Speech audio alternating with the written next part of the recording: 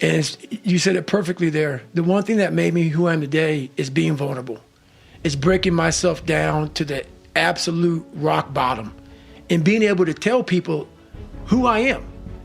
And that's how I fixed it. Literally, being able to look somebody in the eye and say, you know what, man, I have a whole bunch of character problems, character flaws. I've lied about this. I've cheated here. I'm insecure here. This isn't the real me. I lied to you about that. I wanted your acceptance in life. All those things happen, but the thing about it is that we get judged so quickly by who we are. We don't know. We don't go to where it happened. You know, life created this person, me. Life created me to be this fucked up person that I was back in the day. And I had to realize, man, that's okay, man. It's not my fault. Now I gotta go back and fix this shit though. Mm-hmm. So a lot of this isn't your fault, why you do some things you do, why you feel the way you feel. But no one's coming back to save your ass. You have to go back to where the shit started, wherever that place is for everybody, and have the courage to go back there and start fixing what broke you. Mm-hmm. And that's when I was like, hey, I'm fucked up. I'm gonna go back and fix this though. You gotta be honest with yourself 100%. About where you're at.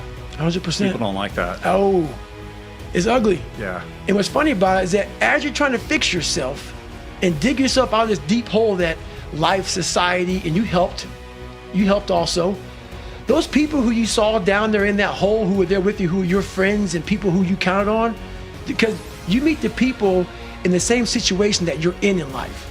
Those people become your friends. And the second you try to get out of that situation and become better, those people are in that grave, in that dungeon, just yanking at your heels, man, saying, get the fuck back. Oh, no, come on back here, motherfucker. Yeah. You ain't gonna make me feel like shit by you getting out of this hole. Who the fuck do you think you are? So I get that all the time now. People would constantly remind me of who I used to be back in the day. And they always come out of the woodworks, man. Versus my That's still God. happening? You know what?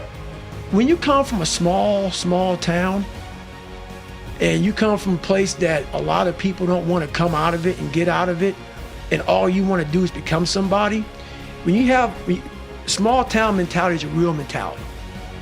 You've got to be able to get out and let your mind see open-mindedness. Because a small town, what it does to you is it closes your mind. Completely closes your mind. Not everybody. This isn't everybody. A lot of people. You have to be able to go out there and create open-mindedness. You need space. You need space to see the world. Like a lot of racism, a lot of ignorance in the world, it comes from people not being out and seeing other things, seeing other people, seeing all kind of shit.